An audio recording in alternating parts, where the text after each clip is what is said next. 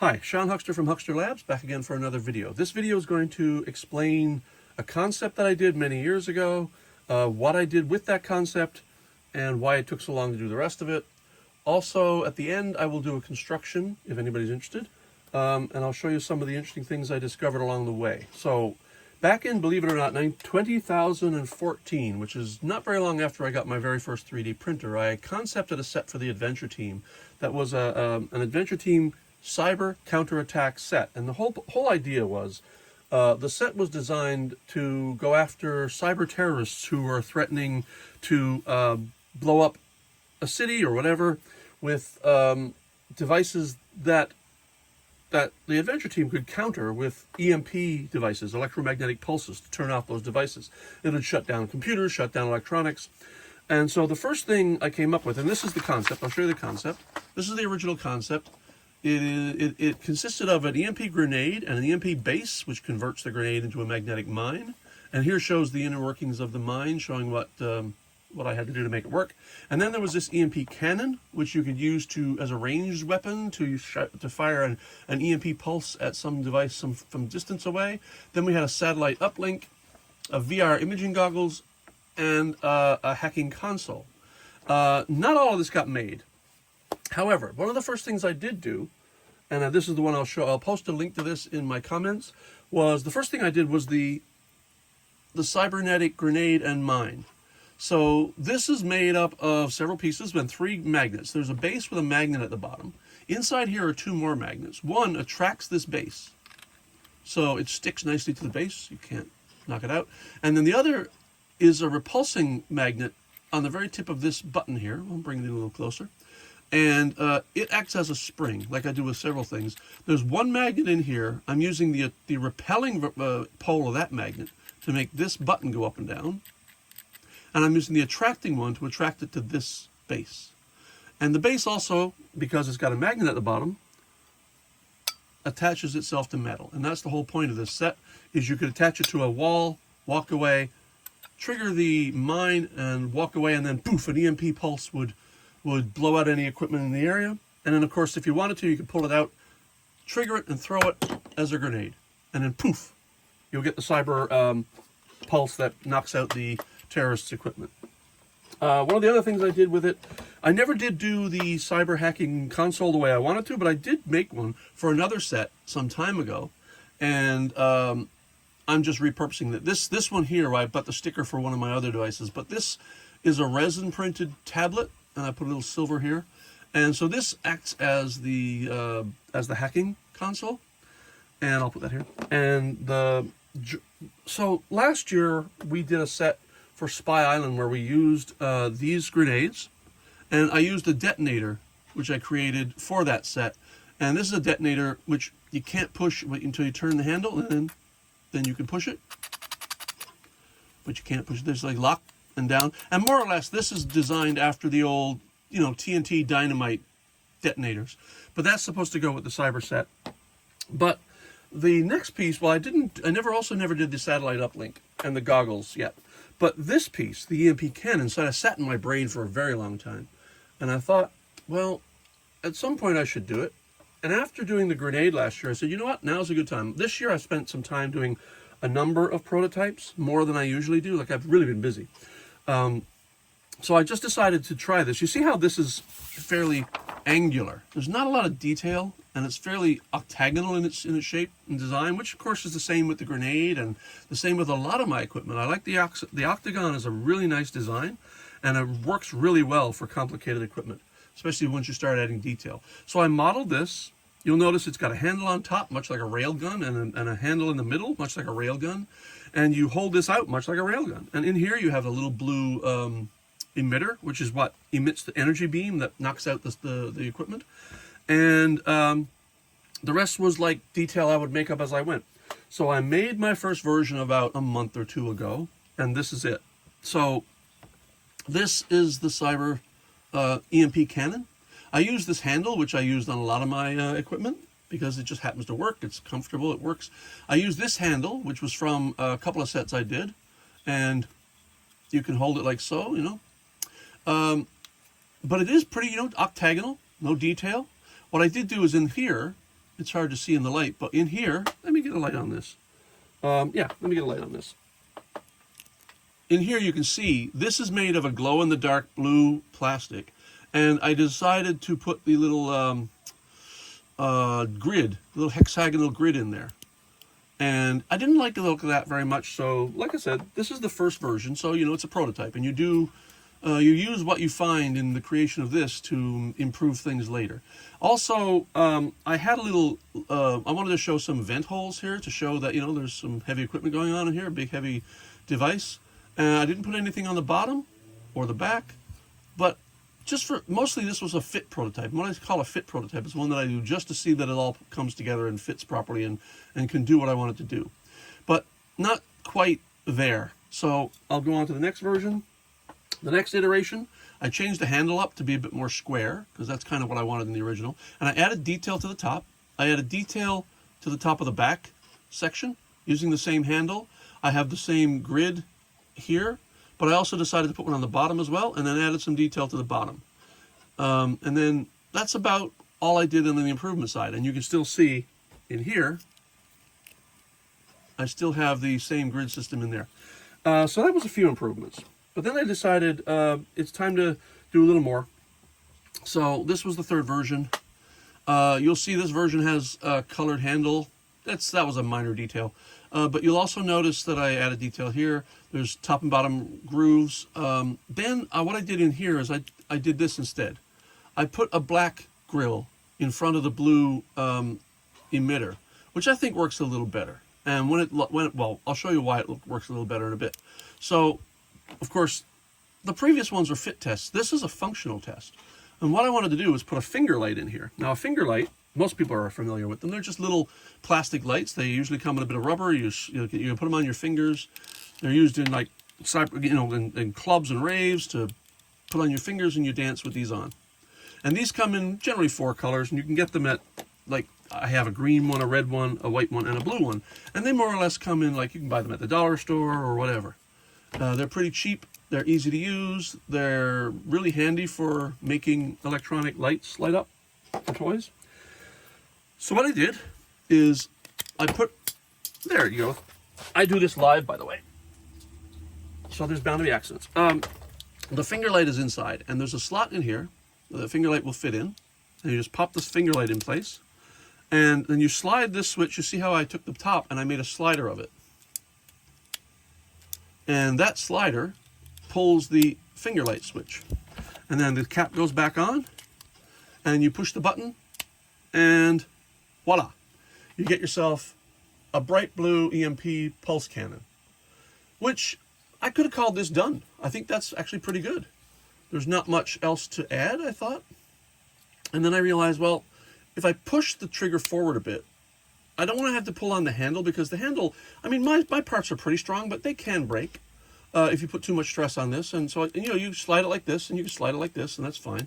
But what I wanted to do is put a little piece here that you can pull on with your thumb or your finger. And then I also found that pulling this off down here is a bit difficult, because these two little notches, holes things, don't really have much finger hold. So I deepened that. And now also the grooves are, the vent holes are closed off in this one. So I said, well, here's what I'm going to do. I'm going to do some improvements. I'm going to add the thing here. I'm going to add some depth here for easier pulling off of the thing. I'm going to open up these vents so you can actually see the light inside. And another little surprise I'll show you in a second. So this was version 3. Again, I could have shipped this. This is done. This is a fully functional toy, and I'm quite proud of it. However, I don't like to stop there. So this is the last version, and I think this is the version I'll ship. It looks identical to the previous version, except, like I said, this is a much deeper channels here to pull the light out easier. You've got a thummy nubbin here to pull and push, so, you know, you can turn the light on faster. Now, of course, it's the same light up here. I actually thinned out the blue backing a little just to get more light through. And while it shows a little white here in the camera, it really is a nice bright blue when your eyes are looking at it. And so, what else did I add? Well, now you can see inside the vent holes. So you can see, although what you're looking at is a finger light, your imagination can say, well, that's a very powerful generator generating light from within the device. But for one other thing is when you're doing this and you're looking at it, you can't see that it's on. So I said, but I'm going to want an indicator light. And so I created one. There is an indicator light at the top of the joystick that tell the user that, oh, it's on. And how did I do that? Well, that's fiber optics. In my previous prototype of the submarine Explorer, I discovered that I could use clear filament as a fiber optic cable. So I'm going to show you that now. Here is just a piece of flexible filament. This is the filament you would print with. It's exactly the same size as printing filament, but this is a flexible one, and my printers don't really do much with this. I haven't done anything with this. But one of the really cool things that I only recently discovered, I mean, I know how fiber optics work. Sorry, nudge the camera. I know how fiber optics work. I've used them and stuff, but this, I didn't think the filament would work. If you turn on the light and point it at the end of the cable, this could twist and turn, doesn't matter. The light channels through the cable as if it was a tube or a conduit and comes out the other end. And so I'm going to be using this quite a lot, I think, in my future toys. So for this one, I used a little fiber optic coming up through the hollow handle now. It wasn't hollow before. And it has a little indicator light at the top. How that works, I'm going to show you, is when you take the finger light out, it becomes obvious. There is a little bit of fiber optic just coming down through at the top of the joystick. Let me just shine a light through there so you can see it a little better. There it is there. And that works the other way, of course. When you put the light in, the finger light, I'm sorry, this is the wrong one. The finger light sits right on top of that light, that fiber optic cable, and there's enough light to show through the handle. So that I'm considering a finished toy. Now, for those who want to stick around, I'm going to construct one of these. So this becomes a concept video turning into a construction video. So, let's get started. Let's see. I'm going to want my glove, and I don't know where that went. I had to move a lot of stuff around here yesterday to get an appliance repaired. All right, let's do this. So, first thing we have is the barrel. This is called the energy barrel, and the nozzle. That's the front of the. I'm going to zoom in here actually. Can I zoom in? Yeah. So this is the nozzle front, and this is the energy barrel, and you will notice that this is yellow. Great. So if I shine a light through there, what's going to happen? The yellow glows like crazy, and I did not want that. Here is red, of course, but same thing happens with blue. You don't want, and funny enough, the blue light shone through yellow looks kind of white. Anyway, you do not want that. I did not want that. So what I created was a light blocker. And that is just a simple tube, which allows the light to shine through from the back to the front. I tapered a little so the front has more light. And then when I put that in the barrel, let me just clean this up first. So this back has to come off first. So let's take the back off. This is the rafting, by the way. The rafting holds the printer to the print bed, and it's pretty much essential to print anything. So I'm going to take that off with, I use chisels and other tools. I'm going to zoom back out a little now. Use chisels and other tools to pull the rafting off the part.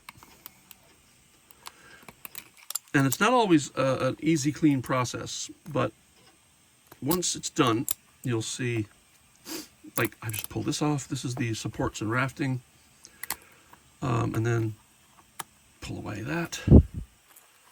Get the little cleanup. This is called, we normally call this cleanup. It's when we're actually taking filament off the print that we don't need. Things that were used in the printing process are there to support height and other things that we don't want to be in the final product.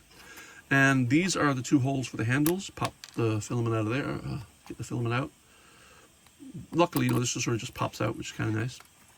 And a little bit inside, not much, just a little bit, just to clear that out. And now, you'll see that the light block tube goes in like so.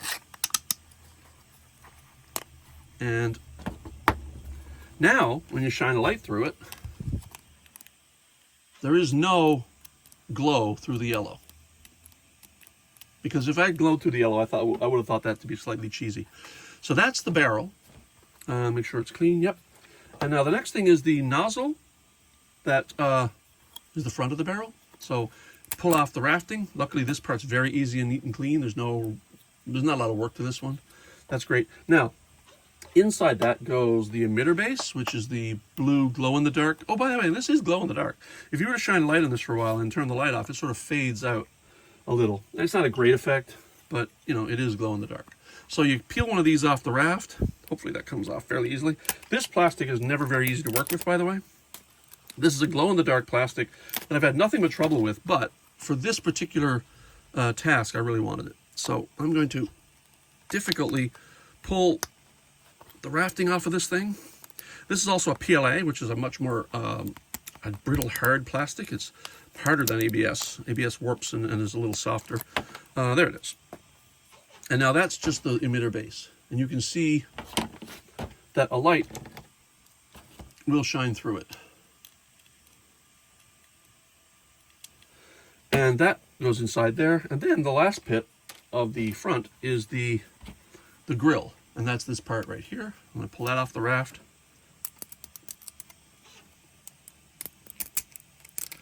And because we never see the back of that, I don't have to do any heat cleanup, which is kind of good. You'll never see the back of that.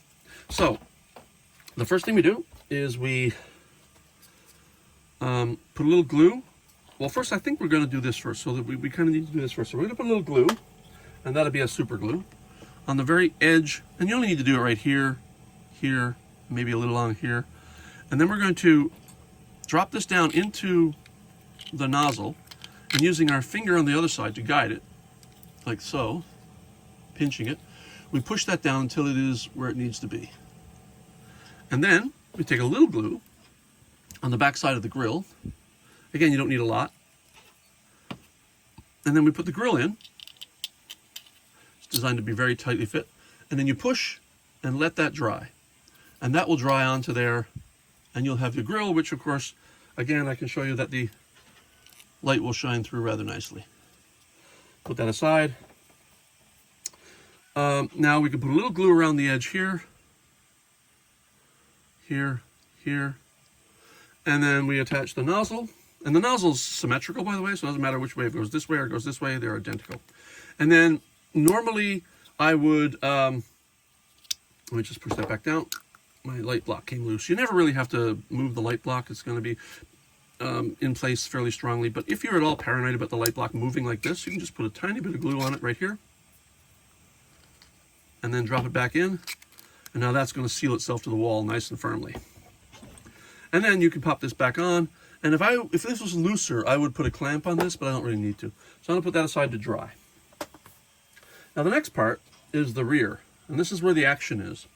So the rear section has the top, a bottom, which slides off to reveal the battery space, and then the sliding switch.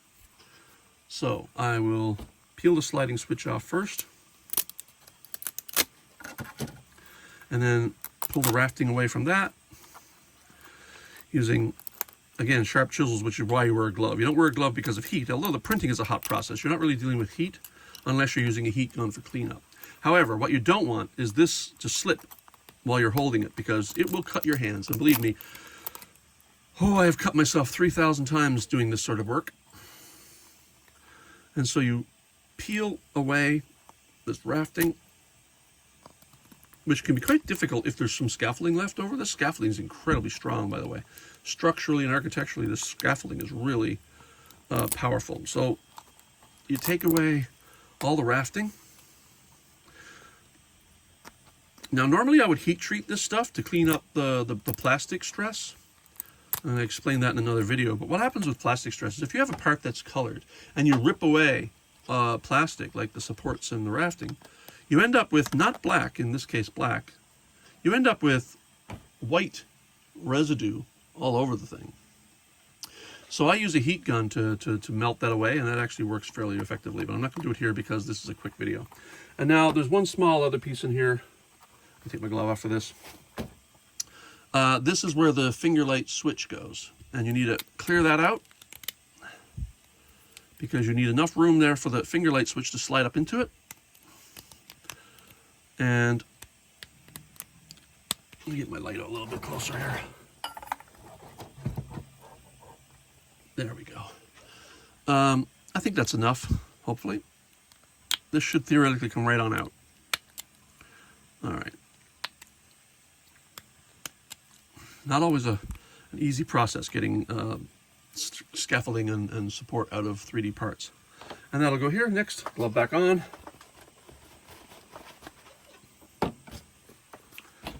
And I've decided to show you this like with bells, with all the bells and whistles. You've got, I could have had this all cleaned up. I'm just showing you the process of cleanup. Now I also use then pliers to pull out this scaffolding. This scaffolding, this diagonal scaffolding, is very strong and it's there to support heights. Like if you have like a floor and then a ceiling and they're different heights, you can't just print it in midair. So you have to have something under it to print it. And that's what this diagonal scaffolding does. And it adds strength to these parts too. So if you're trying to pull this off without getting rid of the scaffolding first, good luck. So I pull all this out as much as possible. And now I take my chisel and pull away the raft. The plastic I'm using happens to work fairly well and clean for that sort of thing. Some is better than others. Let's see.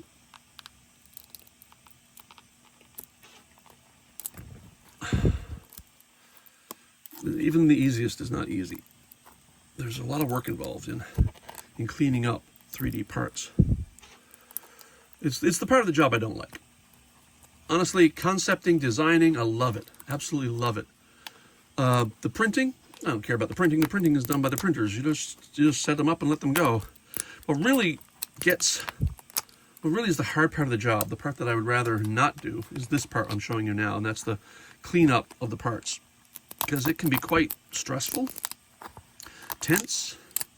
It requires a fair amount of muscle sometimes. And what really gets me is the strain on, oh, see, look, I have broken this part. Luckily, I have another one. That's the way these videos go, folks. I don't edit these. This is what I'm doing as I'm putting these toys together, and you're going to see it raw right here. And of course, you drop things. All right, let's see if this one can't come out a little easier. Now that's the piece there, and the other one, right. That's this one. I need this one. Of course, this would be easier if I didn't make the part so complicated, but I really did want that functionality. So having the part complicated is a two-way street. Rip away the rafting again. And one of the main things about why rafting is harder or easier to remove is the heat at which you print the part. And sometimes you print the part a little too hot, and that will make the rafting stick to the part more, making it harder to remove. So let's just try it again. Unfortunately, I'm pretty sure I printed both these two at the same heat. So I am going to try it though.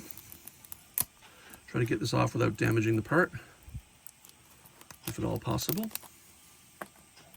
Certainly looking more promising. Also, it's why I print extra parts. And one of the big rules of 3D printing is if you have a small part, this is not one, but if you have a small part, print a lot more than you need. Because the first thing that happens is you drop it on the floor. And then it disappears into the black hole of plastic bits that are all over your floor. So you always print more of the small parts than you need. This, I had two of these printed ready to go, as I'm making two prototypes, one for me and one for Cotswold Collectibles. All right. Sorry if I go off camera a lot. I'm not really focusing on where the camera is. I'm focusing on where the part is. So I pull this away. Also, I'm dealing with a little bit of tendonitis right now, which makes it awkward on my elbow. So, all right, that's that part done mostly. Just got to get the light part out.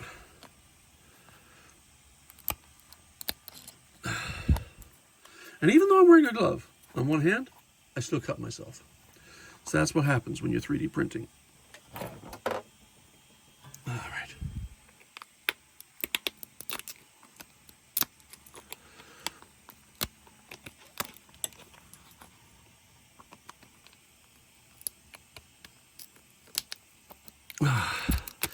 Yep, as you can see, it's difficult, folks.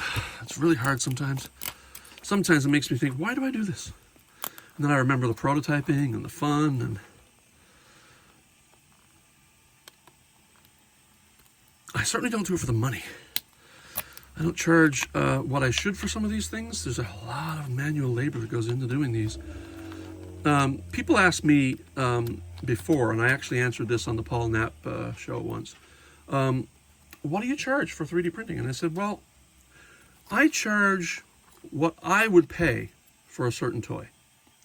Even if the toy is like so much work, I'm not going to charge a lot if I wouldn't pay that for it. So when it comes down to it, I charge not by the hour, not by the print hour like some people, but I charge by what I think the final product is worth to an average person who's collecting. And I don't mean high-end collectors, I just mean, what would I pay? If I saw this in a catalog, what would I pay for it? And so that's kind of how I charge for my toys. But you can see, making one of these is hard enough. And sometimes I have to do 12, 20. And I do have a full-time job, by the way. So this is the kind of thing that I have to do on weekends and nights and when I'm free, which is not very often, really. So often I will do a run of toys. So it'll take like a couple of weeks and just go at it. Spend all my spare time down in the print room putting together parts. All right.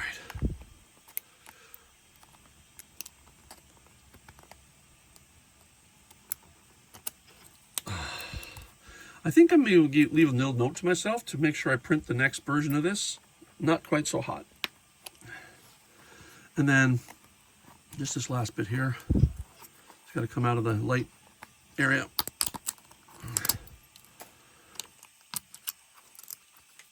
Sharp, sharp. Plastic is sharp. And so you easily cut yourself. I could have a glove on the other hand too. But the problem with that is you don't feel the plastic. You really got to feel the plastic. To clean it up properly, you have to feel it. And if you have a thick glove on, you can't feel that.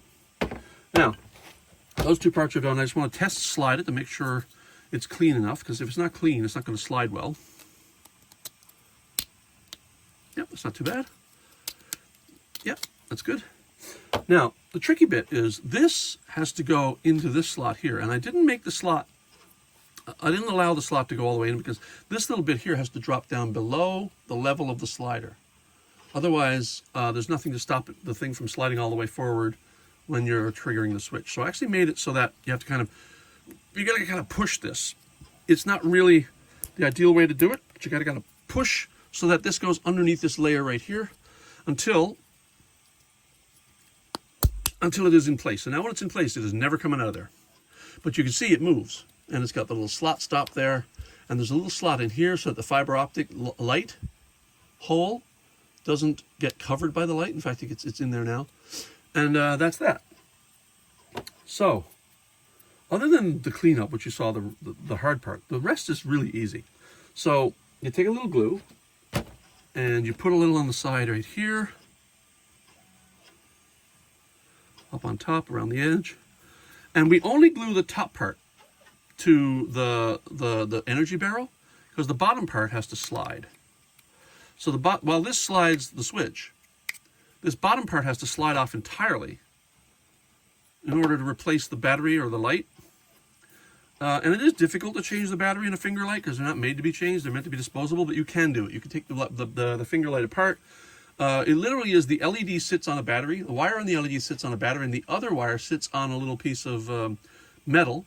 And the button simply moves that metal so that it makes contact with the other LED wire and lights it. So it's really cheap, but it's beautiful to look at. I mean, it really works well in this toy. So the last thing we do, well, not the last thing, I should do the joystick next, actually. So the joystick is here. You just peel this off. You see there's a hole all the way up through. That's where the fiber optic goes. So you take the fiber optic, and now the one thing is sometimes you have to open up the hole of the fiber optic a little, because I made it not quite big enough. And it's not that it's not big enough, it's that when you print the plastic, sometimes at the top of a small thin piece, the plastic will be a little softer, and we'll close that hole a little bit. So when you do that, you should be able to twist this fiber optic cable up through the handle, and I hope I can. And if not, I'm going to have to use a tool. So what I also have is a small screwdriver that I do for this sort of thing. And right now I don't know where it is, so I'm going to try a toothpick. I'm just going to push this toothpick in a little, see that it expands the hole just a little bit. It doesn't need a whole lot. It does mean I'm probably going to have to redesign this to be a little wider. The last one I printed like this worked fine. Let me see if there's a yellow joystick I printed the other day. I wonder if this will work as for a test. Yeah, this one's much easier.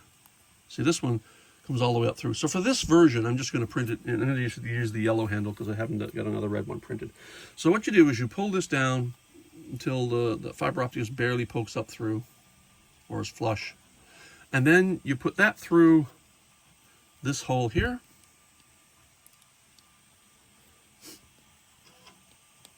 Which again, you might have to expand a little. Sometimes the printing process isn't perfect. And what I'm going to do is probably expand that hole just a little bit more in my next version. But you take this, push it down through the hole. There's also a little curve it's dealing with right here. And then you pull the fiber optic through, and the handle fits right into the slot. And then you use some sort of a clipper tool at the very bottom to clip away the fiber optic. You want the fiber optic to be clipped flush with the switch cap, so that the fiber optic gets a little closer to the light. The closer it is, the better it'll transmit the light. And you just clip away that. Then you pop in your finger light, close the case, and in theory, this should light up. So there we go. It lights up. You got the fiber optic effect there. You got the louvering effect here. You got the effect in the front. And other than this being a red handle, this is almost done. The last little bit we do is we add the handle. Now this handle I've used on several sets in the past. I could have put a bend in it for this one. But in general, this is the same handle I use for the Darkon light or the Super Joe light or the Spotlight. Anything where I've done something that's a bit like a railgun, I use this handle. That one just broke. I have another one.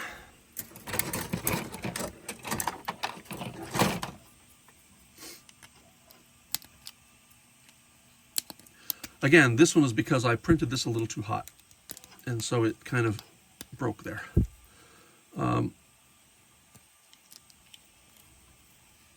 right, so this is the handle, but for some finesse, there's no reason to do this. I usually do this in one color. I just wanted it to look like it had a handle like a heart. So now there's a red handle in front, and you know, there would be a red handle in back if this actually worked. And then you just snap this into the two holes, and you're really done. This is the whole toy done now. There's your cyber pulse. There you can see inside, and the indicator light that says, "Hey, I'm on." That, my friends, is the EMP Cannon. That was a concept I came up with exactly 10 years ago today, 2014, and this is 2024. Who knows? Maybe in another 10 years, I'll do the goggles and the satellite uplink. Anyway, listen. I really appreciate you watching the video. Leave some comments if you like. I don't do a lot of these, but I do appreciate when people watch and just leave comments, suggestions even. I'm not sure when this will be available. If it'll be available soon, that's not up to me. But I'm hoping sometime soon this will become available and we can probably make a whole set based on an EMP attack. All right, Sean Huxter out. Talk to you all later. Bye.